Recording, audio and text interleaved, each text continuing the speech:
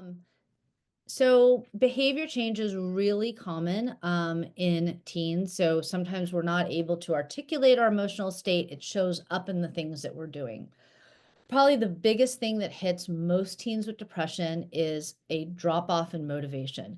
You just find that they have a really hard time organizing, motivating themselves to do the things that they used to do. And this can be all the things. This can be schoolwork. This can be going to their job. This can be their sports or extracurriculars. This can be hanging out with their friends, things that they used to do easily with pleasure, with enjoyment.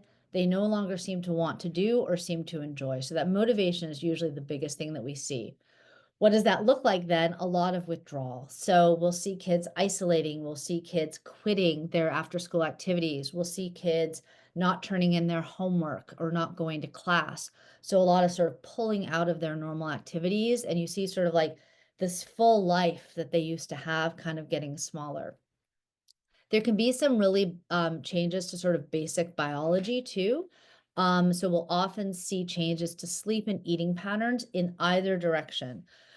So compared to sort of their typical sleeping too much, so you'll see kids who can't get out of bed to go to school, then come home and take a nap, and you're like, what is wrong with them that they're sleeping 14 hours a day?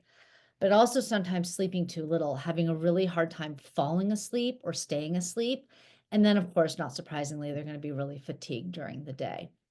You can also see changes to eating. So eating too much, what looks sort of like emotion eating or overeating, but also having no appetite. Like if you don't care about much, that can sometimes include, I don't get the same pleasure out of a meal that I used to get out of.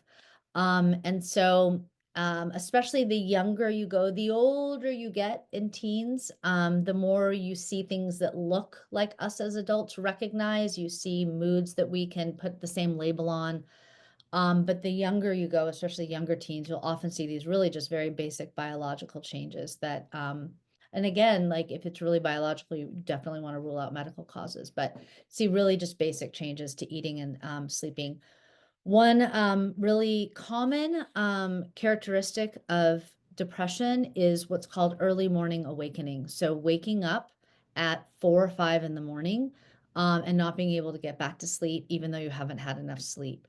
And so that's one of the first questions I'll ask someone who's having sleep trouble is, are they waking up at 4 or 5 in the morning and then having a hard time getting back to sleep? And that sometimes it seems to be something that has shifted in our biological sleep rhythm.